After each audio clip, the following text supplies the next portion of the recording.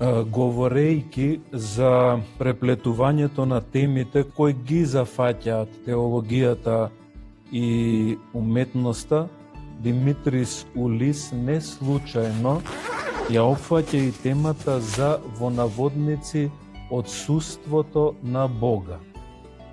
Предоченото отсуство на антрополошко рамниште без друго може да упатува и на возвишениот човеков копнеж за преумување, со цел да се разоткрие, да се расчисти патот на човекот кон смислата, како и кон автентичниот однос со другиот човек и со личностниот Бог. Постојат се поголем број теолози кои сметаат дека филмот ја поседува и одликата да истражува длабоки теолошки прашања и дека може да биде место за преумување и средба на човекот со Бога. Преумувањето несомнено има и терапевтска димензија. Во неколку негови јавни настапи, вклучително и на затворената проекција на филмот Железна тврдина во кинотеката во Скопје, го слушав режисерот Митко Панов како зборува за филмот како терапија. Затоа содржината што следува ќе ја ставам во рамките на посочениот негов исказ. Не е тајна дека во современиот свет човекот се почесто е изложен на неприродна забрзаност во постоењето, на анксиозност, осаменост и сериозни внатрешни конфликти. Во предочените состојби, автентичните теологија и уметност без сомнеш представуваат простор за преиспитување на критериумите според кои човекот го вреднува сопственото постоење. Уметнички издржаниот филм, во овој случај филмот Железна тврдина, на режисерот Митко Панов, има особена моќ да го превреднува човековиот живот. Неговата моќ се состои и во следново.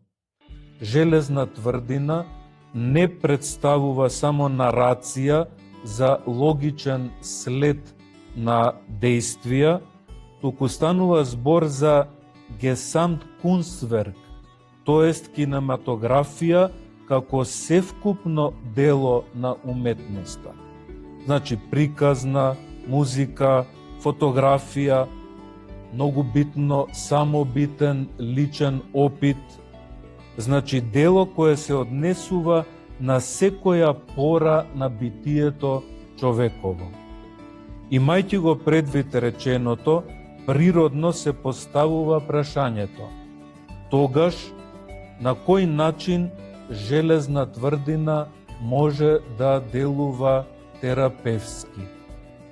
Уметничкиот филм, за разлика од комерцијалната продукција, која тежне единствено кон лесна забава, се задржува на сложените аспекти на човековото постоење, ставени во невостановен контекст. Вина, тага, кршливост, однос, одговорност, љубов, зависност, смрт, вера, надеж. Од тука, возможно е човекот честопати да не биде свесен за причините за сопствената внатрешна растрепереност. Затоа Железна тврдина функционира како огледало. Преку символи, метафори и тишина, филмот ги освестува и се доближува до најдлабоките предели на внатрешниот човек на срцето.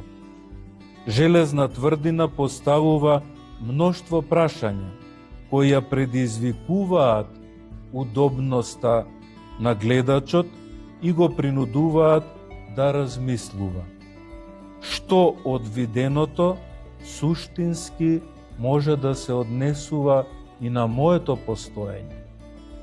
Дали јас знам да се израдувам на успехот на другиот? Дали знам за сострадание? Доколку не знам да го прифатам различниот, дали треба да се претворам во замирисано мочуриште или да направам екстатичен двиг, промена на квалитет во моето постоење? На тој начин, филмот може да стане поттик за себе согледување. Терапијата понекогаш започнува токму во мигот кога гледачот се соочува со себе преку приказната на другиот. Режисерот Митко Панов од терапевтски причини има обликувано и една безбедна дистанца, која му овозможува на гледачот да се приближи до најгорливите теми во животот, без притоа да биде целосно прегазен од нив. Така гледачот сваќа дека може да го поднесе тоа што во реалноста го избегнувал. Една од најсилните терапевтски функции на железна тврдина е развојот на сочувството.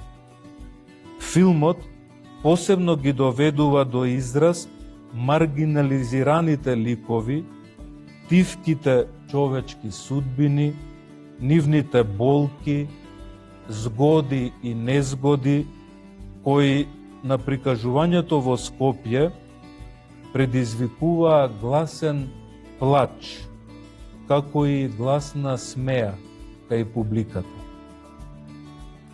Гледачот станува сведок на нешто за што не секогаш е свесен дека постои во секојдневието и развива сочувство кое во суштина е лечебно, бидејќи ја отвора можноста поинаквиот, другиот, да биде разбран, без притоа да биде осуден и отфрлен.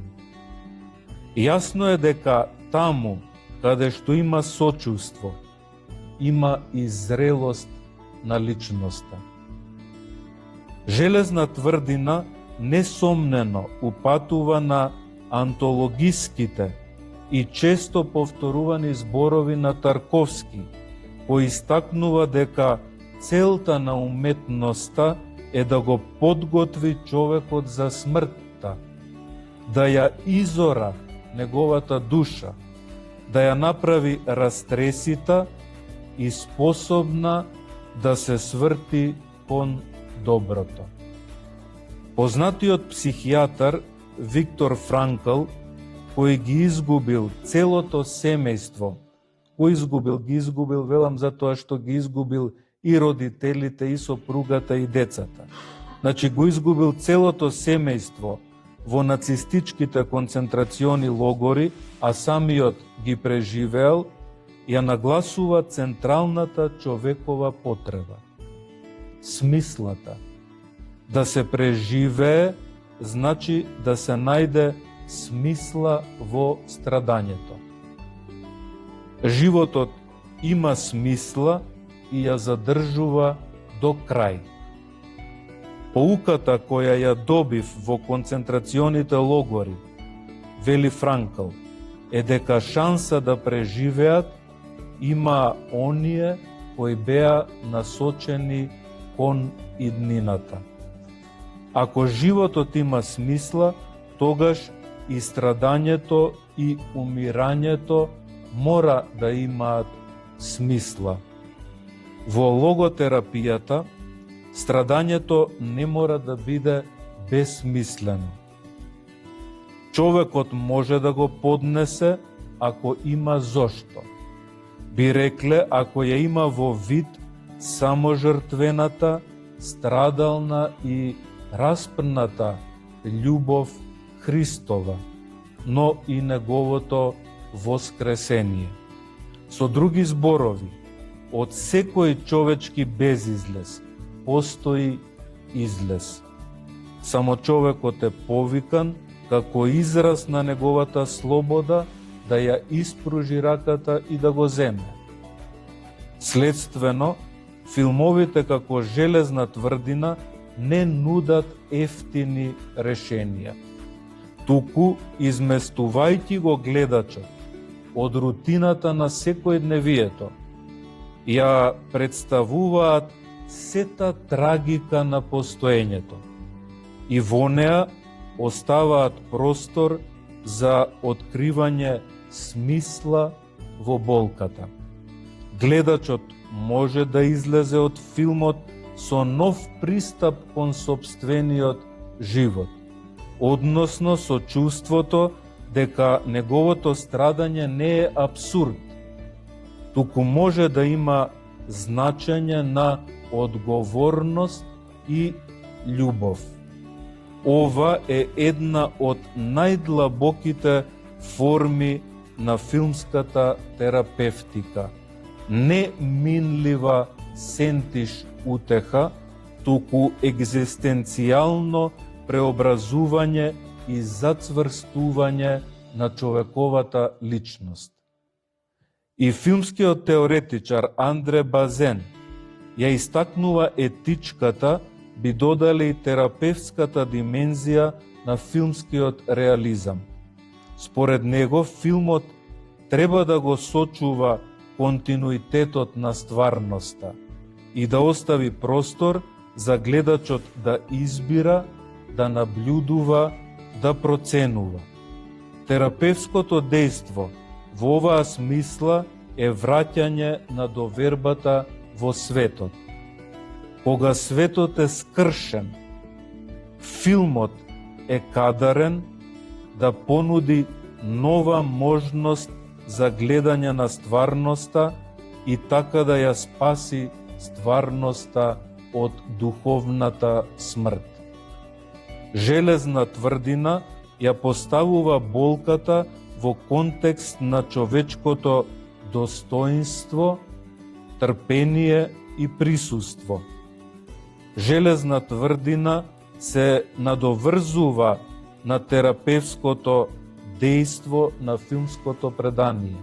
Значи не е дрво без корен.